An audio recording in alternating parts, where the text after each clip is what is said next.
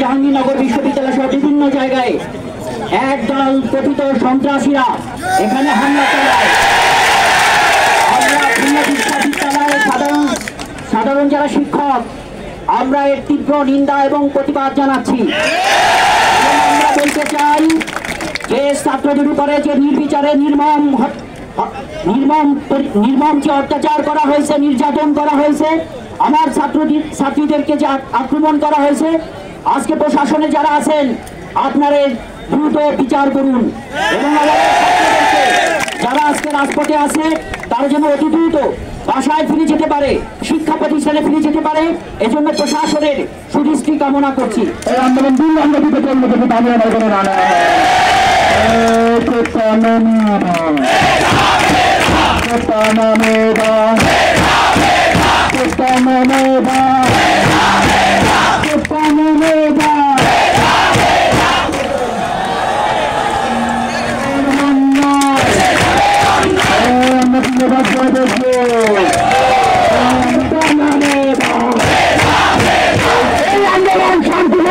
আন্দোলন আপনারা সকলেই জানেন, গতকাল পর্যন্ত আমাদের হাতে কোনো লাঠি ছিল না, কোনো ধরনের উস্কানিমূলক বক্তব্য ছিল না।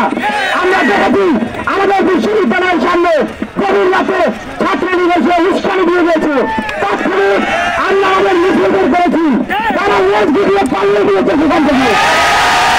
আজকে যখন আমরা এতগুলো ছেলে পেলে রাস্তায় আসা নামছি, আমাদের সবার দেয়ালে পিঠ থেকে গেছে, সামনে ওই যে দেশ চালানোর দায়িত্ব, এগুলো কি আমাদের না?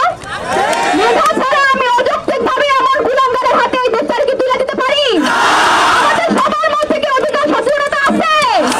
আমি আসছি কারণ আমার মধ্যে মুক্তিযোদ্ধার চেতনা আছে, আমি আমার অধিকার সম্পর্কে সোচ্চার। স্কুলে